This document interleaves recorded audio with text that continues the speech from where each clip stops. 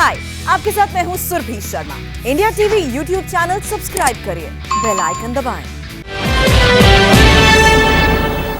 शुक्रिया रजत जी। अफगानिस्तान में तालिबान का कब्जा होते ही काबुल से तालिबान के डर की तस्वीरें आ रही हैं।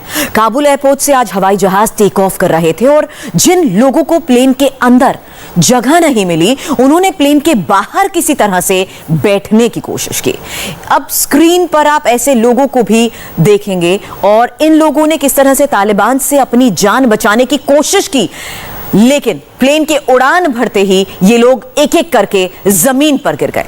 काबुल का आसमान इनकी चीख से गूंज उठा और काबुल के ब्लैक मंडे ने आज 2021 की सबसे भयानक तस्वीर दिखाई।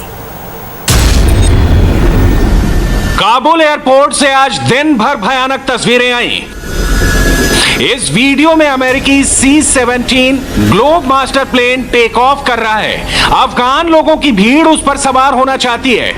प्लेन के साथ रनवे पर दौड़ रही है। लोगों को ना तो प्लेन से एक्सीडेंट का डर सता रहा है और ना ही इन्होंने अपनी जान की परवाह की। सब लोग किसी तरह तालिबान से बहुत दूर जाना चाहते हैं। रनवे पर मौजूद भीड़ को भगाने के लिए अमेरिकी एयरफोर्स ने अपाचे हेलीकॉप्टर का सहारा लिया। उड़ान भरने के लिए तैयार C-17 ग्लोब मास्टर को रोकना पड़ा क्योंकि सैकड़ों लोगों की भीड़ सामने आ गई। बिना मदद मिले इस प्लेन के लिए उड़ान भरना नामुमकिन हो गया।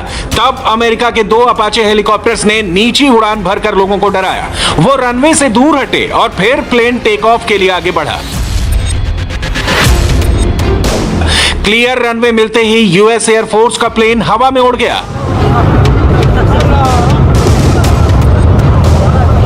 तब तक कुछ लोग इस प्लेन के विंग्स या फिर टायरों के पास मौजूद जगह पर सवार हो गए। जैसे ही हवाई जहाज तेज रफ्तार से आसमान में पहुंचा, इन जगहों पर बैठे लोग जमीन पर गिरने लगे।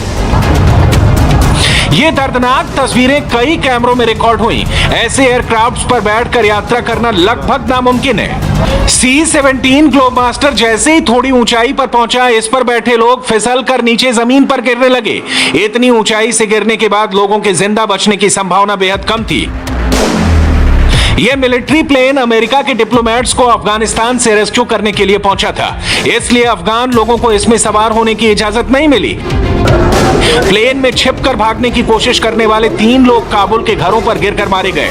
ये लोग तालिबान से अपनी जान बचाना चाहते थे, लेकिन ऐसा करने की कोशिश में तालिबान के खौफ ने इनकी जान ले ली। तालिबान के कब्जे का पहला दिन शुरू होते ही अफगानिस्तान में खौफ दिख रहा है। मुल्क से बाहर जाने के लिए एयरपोर्ट ही सबसे सुरक्षित रास्ता है, इसलिए अफगान नागरिक देश छोड़ने की कोशिशों में जुटे हैं। काबुल एयरपोर्ट पर जो भी प्लेन दिखता है, उसमें सवार होने के लिए भीड़ जान की बाजी लगा रही है। काबुल के हामिद करजई एयरपोर्ट की एक और तस्वीर देखिए।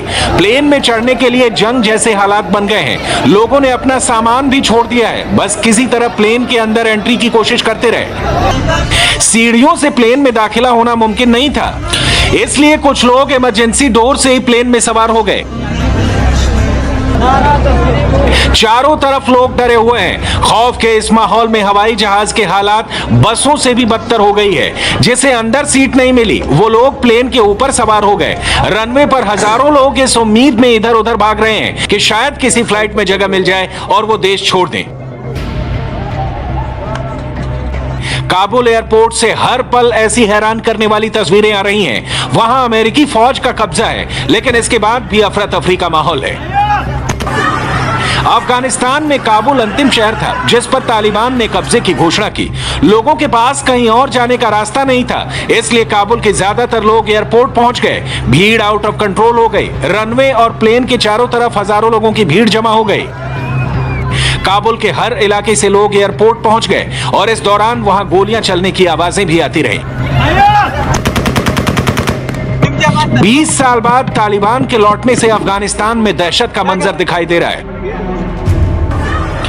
काबुल एयरपोर्ट के अंदर लॉबी में बिना वीजा और टिकट के ही हजारों लोग पहुंच गए। भीड़ इतनी कि पांव रखने की भी जगह नहीं बची। सभी लोग एयरपोर्ट पर आना चाहते हैं, लेकिन यहां फ्लाइट्स नहीं मिल रही और एयरपोर्ट तक पहुंचने वाले रास्ते पर भी ट्रैफिक जाम हो गया। काबुल एयरपोर्ट अमेरिकी एयरफोर्स के कब्जे में है। भीड़ को कंट्रोल करने के लिए अमेरिकी सेना ने गोलियां चलाई। लेकिन इसकी वजह से और ज्यादा पैनिक फैला और एयरपोर्ट के पास सैकड़ों लोग गोलियों से बचने के लिए भागते नजर आए। गोलीबारी में 5 लोगों की मौत हुई है और कुछ लोग घायल भी हुए हैं। एक वीडियो में एयरपोर्ट पर लाशें नजर आ रही हैं। एयरपोर्ट पर ऐसे हालात इसलिए बने क्योंकि बीती रात तालिबान के आतंकी काबुल में एक दूसरे ठिकाने पर कब्जा करते रहे और तालिबान के डर से पूरी रात लोगों की भीड़ एयरपोर्ट पहुंचती रही।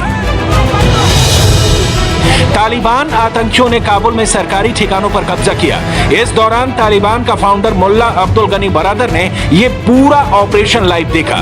मुल्ला बरादर ने काबुल के प्रेसिडेंशियल पैलेस को अपने कंट्रोल में लिया और वहां बैठकर एक लैपटॉप पर अपने साथियों के साथ ये कवरेज देखता रहा। वटोल अफगानिस्तान मुसलमान मिलत सफलता के लिए मैं मुस्लिम अफगान लोगों को बधाई देना चाहता हूं, खास तौर से काबुल के नागरिकों को। मैं सभी तालिबान फाइटर्स को सलाह देना चाहता हूं कि हम अकल्पनीय और विशेष स्थिति तक पहुंच गए हैं। ये ऊपर वाले की मदद से हुआ है और हमें घमंडी नहीं होना है। इससे पहले हमें इतनी जिम्मेदारी नहीं मिली थी, आज जितनी मिली है भगवान ने हमारी परीक्षा ली है। दिन ब दिन हम देश की सेवा में शामिल होते जाएंगे और नागरिकों को सुरक्षा और भविष्य के लिए नई उम्मीदें देंगे। मदद चला पाक दगसी।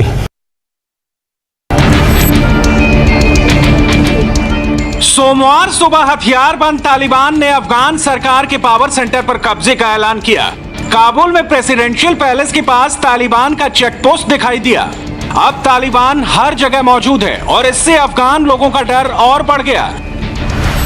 काबुल पर तालिबान का फुल कंट्रोल होते ही अफगानिस्तान का झंडा नीचे कर लिया गया। इस समय काबुल की सड़कों से लेकर गलियों तक तालिबान के आतंकी पहरा दे रहे हैं। इस समय अफगानिस्तान की संसद में भी तालिबान के आतंकी मौजूद हैं और स्पीकर के बैठने की जगह पर राइफल के साथ बैठे आतंकी का वीडियो सामने आया है। अफगानिस्तान में इस वक्त के हालात को 5 पॉइंट्स में समझिए। तालिबान ने पूरे अफगानिस्तान पर कब्जे के बाद जंग खत्म होने का ऐलान किया है। अगले 1-2 दिनों में तालिबान नई सरकार बनाने का ऐलान कर सकता है। काबुल के हामिद करजई एयरपोर्ट से कॉमर्शियल उड़ानों को रद्द कर दिया गया है। 60 से अधिक देशों ने बयान जारी करके अफगानिस्तान से बाहर जाने वालों का रास्ता ना रोकने की अपील की है और अफगानिस्तान के पूर्व राष्ट्रपति अशरफ गनी 15 अगस्त को देश छोड़ने के बाद इस समय ओमान में है। अमेरिका सहित दुनिया के कई देश अपने डिप्लोमेट्स या नागरिकों को वहां से निकालने की कोशिशें कर रहे हैं, लेकिन चीन, रूस, तुर्की और पाकिस्तान ने अपने दूतावासों को बंद नहीं करने का फैसला किया है।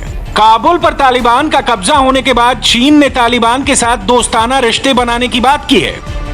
चीन का नया मैसेज अफगानिस्तान में उसके नए प्लान के बारे में इशारा कर रहा है। तालिबान के प्रतिनिधि जुलाई 2021 में चीन गए थे, जहां उनकी मुलाकात चीन के विदेश मंत्री वांग यी से हुई थी। इस बैठक के बाद तालिबान ने आगे बढ़कर पूरे अफगानिस्तान पर बंदूक के बल पर कब्जा कर लिया और इस मीटिंग के जरिए चीन ने तालिबान को अंतर्राष्ट्रीय मान्यता दे दी। चीन और पाकिस्तान ने मिलकर ही अफगानिस्तान में तालिबान की वापसी की स्क्रिप्ट लिखी।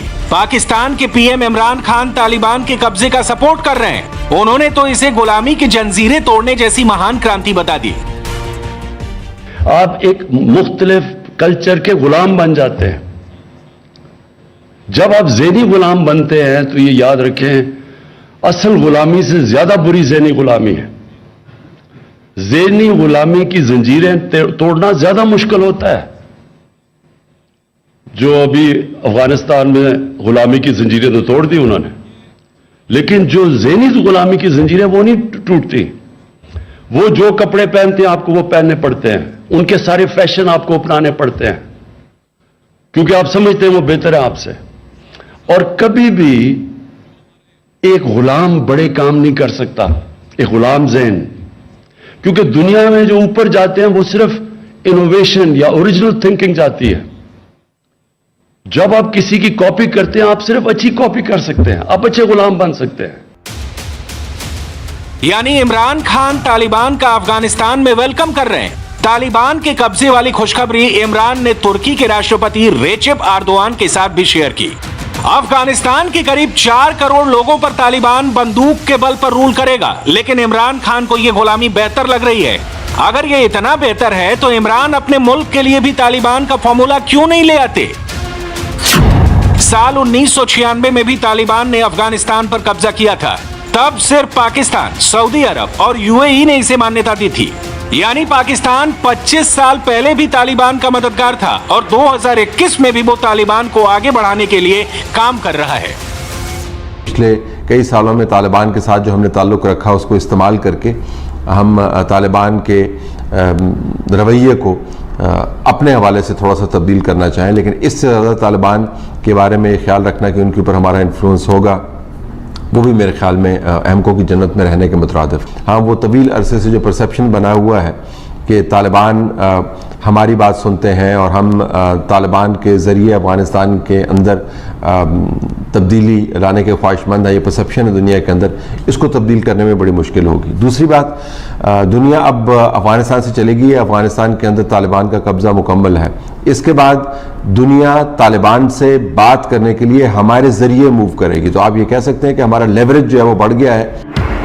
अफगानिस्तान में पाकिस्तान आगे बढ़कर काम कर रहा है और इसे मदद मिल रही है चीन से। इस्लामाबाद से आई लेटेस्ट तस्वीर देखिए। पाकिस्तान के विदेश मंत्री शाह महमूद कुरैशी ने अफगानिस्तान से आए एक डेलीगेशन का स्वागत किया। इस डेलीगेशन को अफगानिस्तान के पूर्व स्पीकर ने लीड किया। मुलाकात में शाह महमूद कुरैशी ने शांति और स्थिरता के लिए सही रोल निभाने का दावा किया, यानी तालिबान पर अपनी। हालांकि अफगानिस्तान और तालिबान के लिए पाकिस्तान ने क्या क्या किया, सबसे पहले इसके बारे में सुन लीजिए। ये वही तालिबान है जिन्होंने अफगानिस्तान में आने के बाद पतलून पहनने पर पाबंदी लगाई थी। ये वही तालिबान है जिन्होंने 80 औरतों के तंदूर बंद करा दिए थे। वो औरतें जिस्म बेचे लेकिन तंदूर पे नहीं बैठेंगी। ये वही तालिबान है। हमें ये भी देखना चाहिए कि वो उस अफगान तालिबान से इंस्पायर्ड वो जो एक वर्जन हमारे यहाँ सर उठा लिया था किसी एक दौर में, और अभी भी आप ये मुकम्मल तौर पर नहीं कह सकते कि हम तालिबानाइजेशन से मुकम्मल तौर पर पाक हैं। मुकम्मल तौर पर तो आप नहीं कह सकते। मुस्लिम भाई भाई वाला जो नजरिया है ये मेरे और आपके तय तो बिल्कुल ठीक है, लेकिन रियासतें, सल्तनतें, उमूर मुमलिकत इस तरह से नहीं चलाए जाते। अफगानिस्तान में तालिबान का कंट्रोल बने रहना पाकिस्तान के लिए बहुत जरूरी है।